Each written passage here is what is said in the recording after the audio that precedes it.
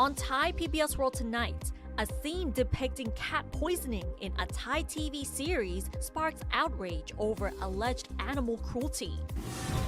Former Prime Minister Thaksin calls for an end to criticism of MOU 44. The DSI has filed more charges against 18 executives of the Icon Group.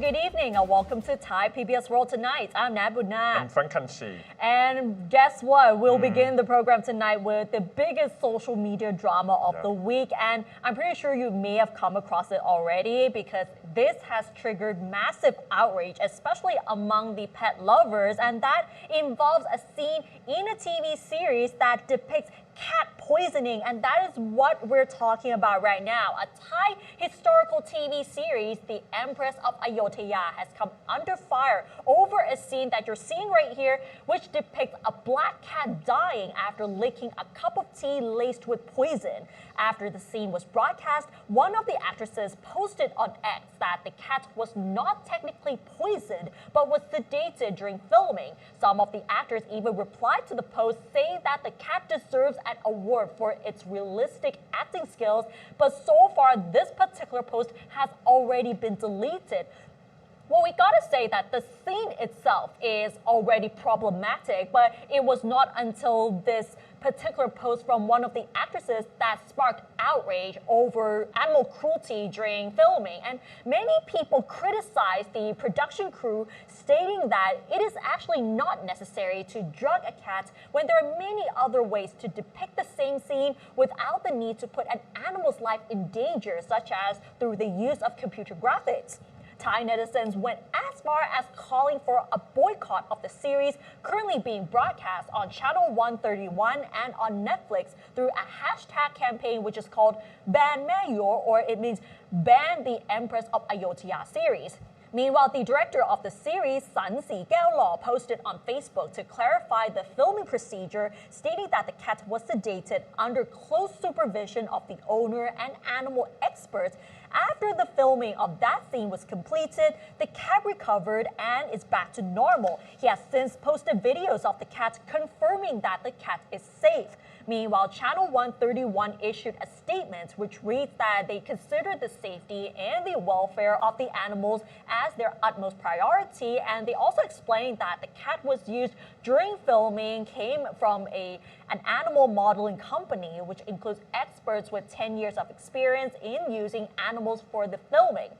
It also apologized for causing viewer discomfort and said that they will take the feedback and criticism into account to prevent such incidents in the future. Following the online outrage, Thailand's Department of Livestock Development is sending an urgent letter to those involved in the sedation of black cats during the filming of the TV series to seek clarification. And the department has ordered an investigation and is currently gathering more information and reviewing possible sanctions. The department also asked for some of the footage during the filming and asked them to take the cat that was used for a health checkup, including blood tests and X-rays. The senior veterinarian of the department told Thai PBS yesterday that if the cat sedation was not done by a veterinarian, it would violate the Animal Cruelty Act. Those involved would then be subject to 2 years in prison and or a fine of up to 40,000 baht on conviction. At the same time, the person who claimed to be an animal expert would also have violated the Veterinary Profession Act if it is found that they are not a qualified veterinarian. Thai animal welfare organizations such as the Watchdog Thailand Foundation and also the Veterinary Council of Thailand have demanded an investigation into the filming of the series for alleged animal cruelty.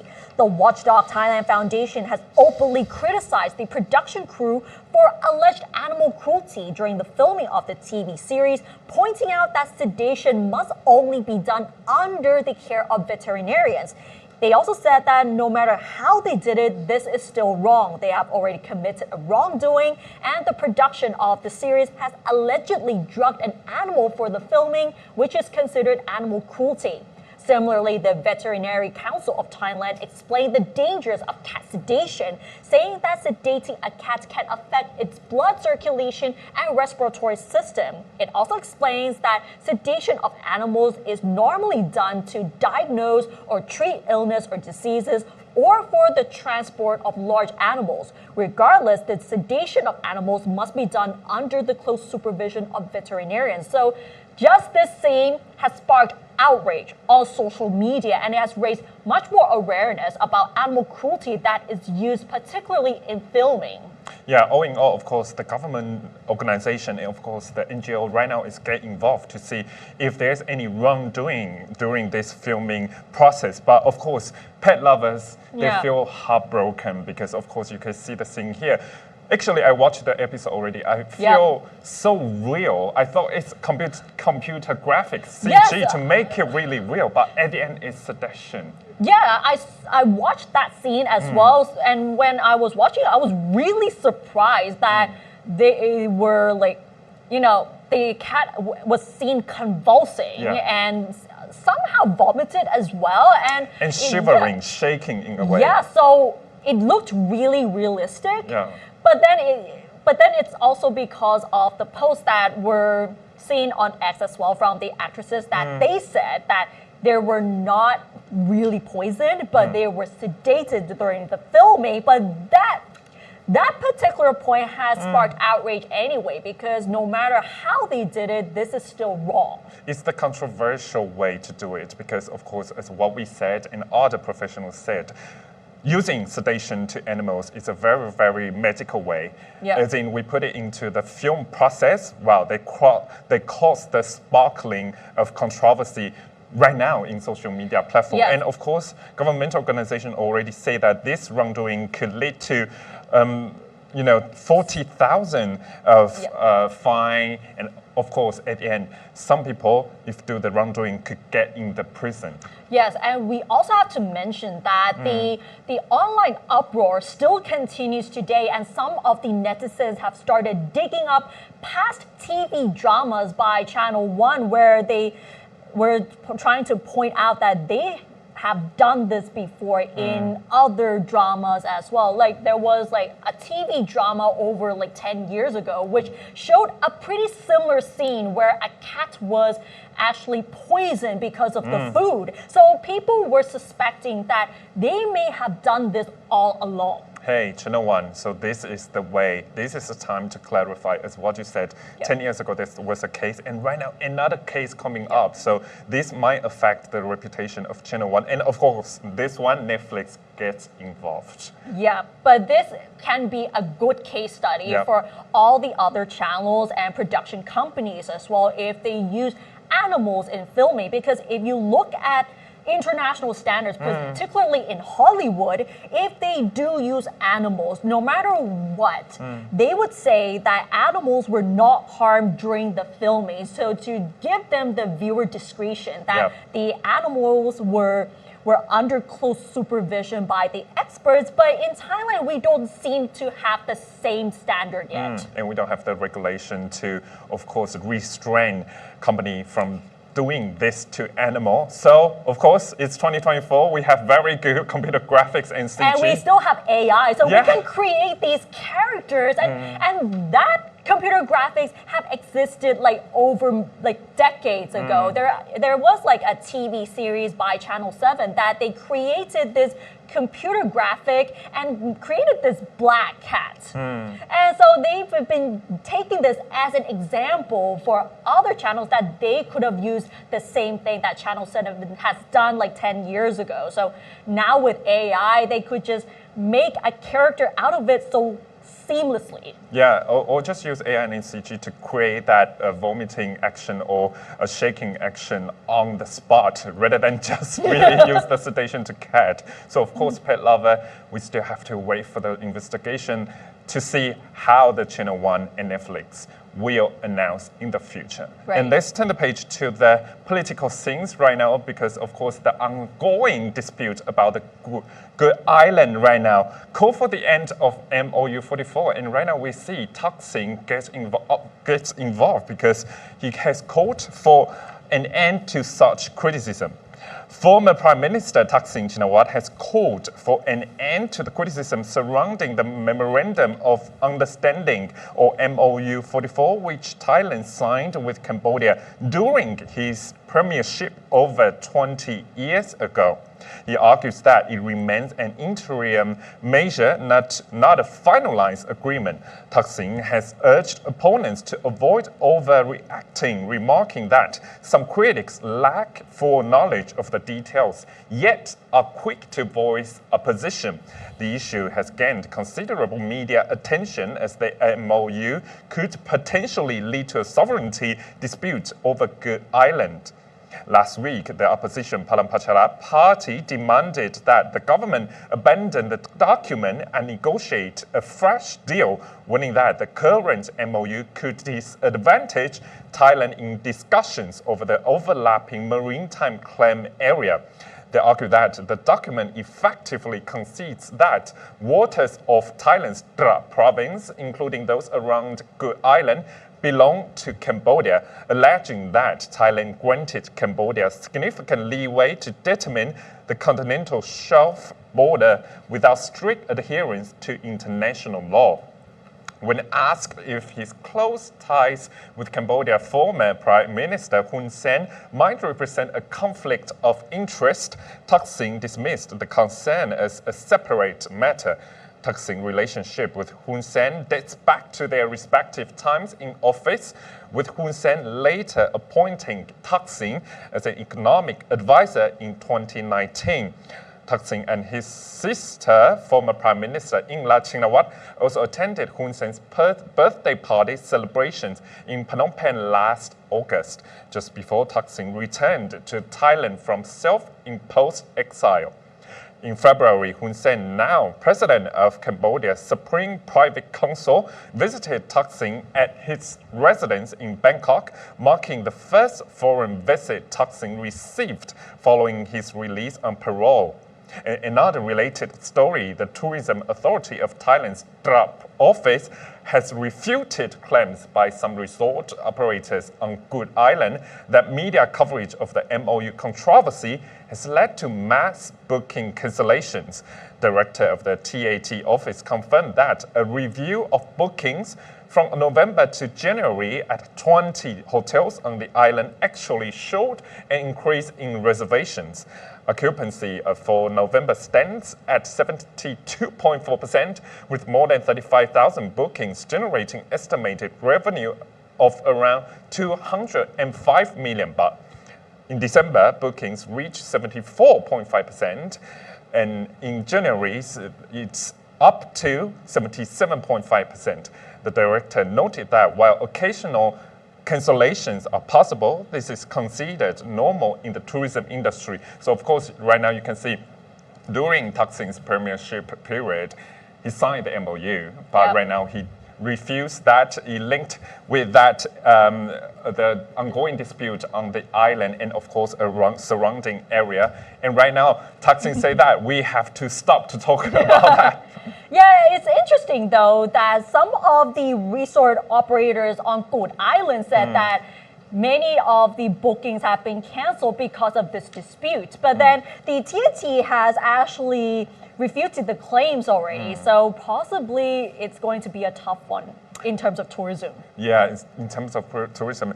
While, because of course we still have the dispute on the sea right now. We haven't had a conclusion there with Cambodia, but let's see what his daughter, Krathong Than will negotiate on the basis of the MOU that her father signed with the Cambodia Prime Minister. All right, so we'll have to wait and see. And now let's move on to the updates with the Icon Group, where 18 core members, including its CEO and 3 celebrities, are being detained. And right now, the DSI has filed more charges against them for operating a pyramid scheme on top of the previous charges, such as money laundering and defrauding the public.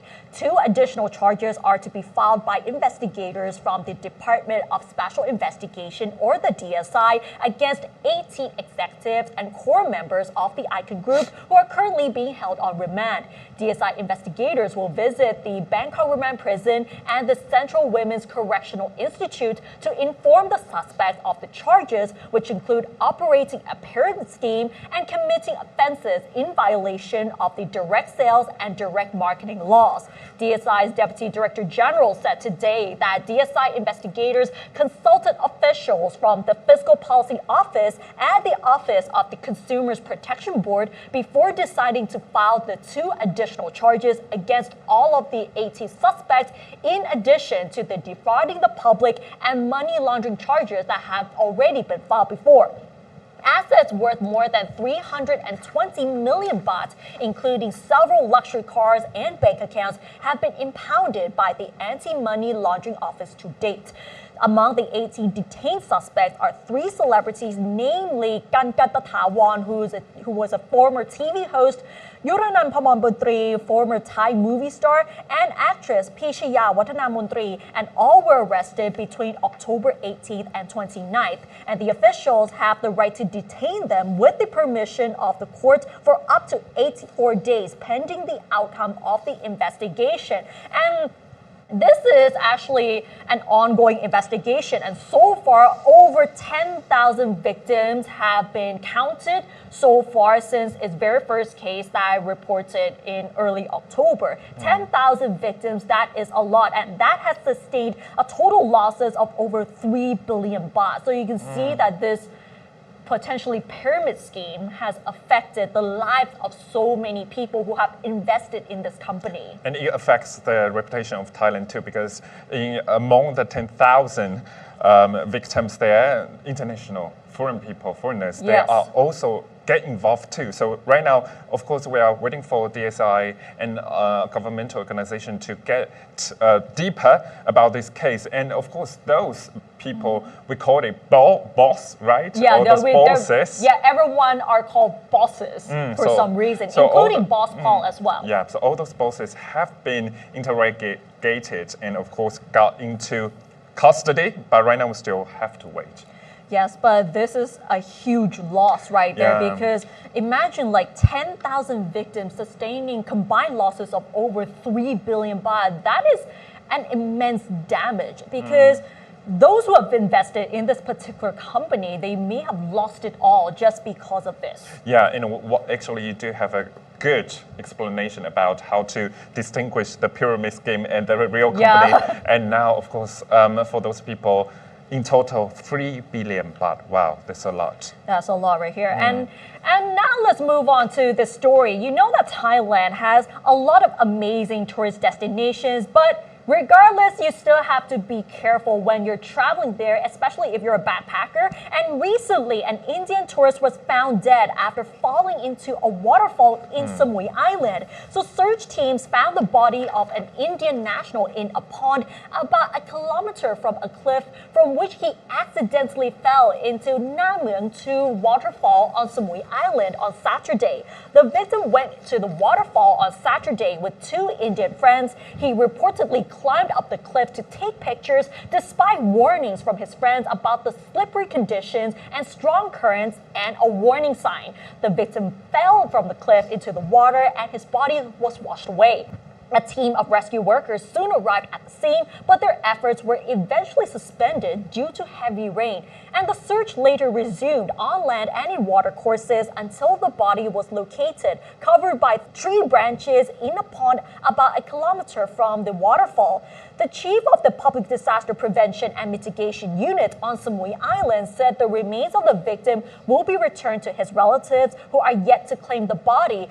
Regardless of all of this, he strongly advised tourists visiting waterfalls during the rainy season to exercise extreme caution and to heed the warning signs. This serves as a very important lesson for any of the tourists traveling to these waterfalls, because during rainy season, the waterfalls and the area is very, very slippery. And please don't just climb up the cliff just to take photos, because safety must come first. And given tragic, this is a very, very tragic incident. And I think what you say is very important, as people might be very excited when you go to Kanchanaburi or other areas that contain a lot of waterfalls areas. But as what you say, it's really slippery, given that right now it's the raining season. As in, you can see that this waterfall is very high, very steep. As in, actually, I had experience when I traveled in Kanchanaburi area, and it's this what you just like what you saw on the screen right now. The waterfall is quite high, and sometimes people, of course, you want to go up to the rock to get a very good picture, but you need to take care of yourself and be careful about the slippery roads too. It's not only the waterfalls that are dangerous, but any sort of mountain that is very steep, you have to be very careful. And if you're going up, it might be better if you go with a group of friends or have at least a tour guide who is experienced in climbing up these mountains, so that they can tell you like where to be careful and what to watch out for. Or I think the government or local governments, they need to set up some rope for people to get it, to catch it when go up to the mountain or go up to the top part of the waterfalls and to take pictures and just stay there. Don't go anywhere. Yeah, but then what they said, just look at the warning signs and just heed that. Yeah. And just be careful and prudent when you climb up the rocks. And of course, the last story we want to talk about is one of my favorite festivals in Thailand is Loy Krathong, because Loy Krathong is coming on this Friday, 15th November. The Tourism Authority of Thailand, or TAT, is projecting a major boost in revenue from this year's Loy Krathong festival on November 15th.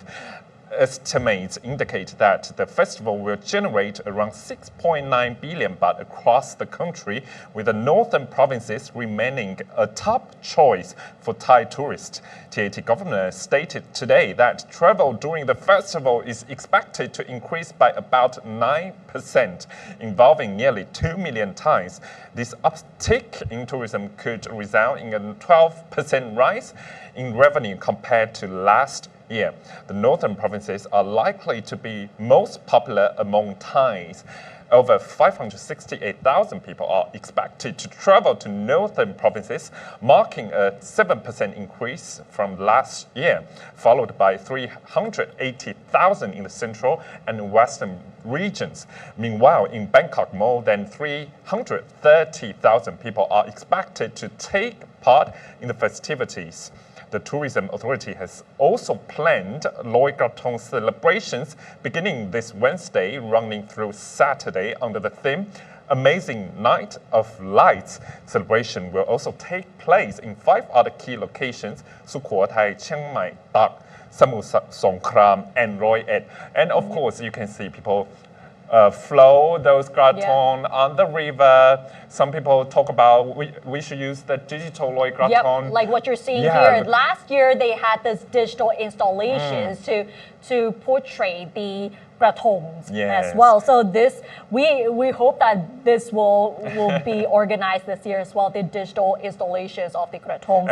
And I think because a few weeks ago we talked about Loy Krathong too, the krathong, because Bangkok BMA, Bangkok Metropolitan Administration, already restrained using the bread-made krathong. And so that's why this year we have to find environmentally friendly krathong this year. Maybe I will try the digital one because I haven't tried it. Yeah, that would be very exciting. And what the Tourism Authority of Thailand has planned for the celebrations in Bangkok, it will take place at Padung Krung Kasem Canal, and that will be organized under the theme Amazing Night of Light. So this is going to be very exciting, and we would love to see how these digital krathongs will look like for this year. I think the outcome we have to see too. After, from Wednesday to Saturday, many people will have the krathong to put it on the river, but how about the amount of garbage? Yes, because every single year they actually collected a very large amount of krathongs that were found in the waterways because when in the old days we were often taught that we have to use environmentally friendly krathong that are made from banana leaves and banana trunks because it is more biodegradable compared to other materials. But then you can see that with the large amounts of krathongs that were flown into the water each year, the officials have to collect all of that garbage every single year, and it gets bigger and bigger. Yeah, and it affects the supply chain, of course, in the water too. And how can those fish and those animals in the water breathe if there's a lot of krathong on top of the water? So it's very, very difficult for them. So we have to use the environmentally friendly one to help them too. All right, and that's all for this edition of Thai PBS World Tonight. Join us every Monday and Tuesday at 6 p.m. on Thai PBS World's Facebook and YouTube Live. And don't forget to follow us on social media and our website, thaipbsworld.com, for all the latest updates about Thailand as well as analyses. Thanks for watching. I will see you tomorrow. สวัสดีค่ะ สวัสดีครับ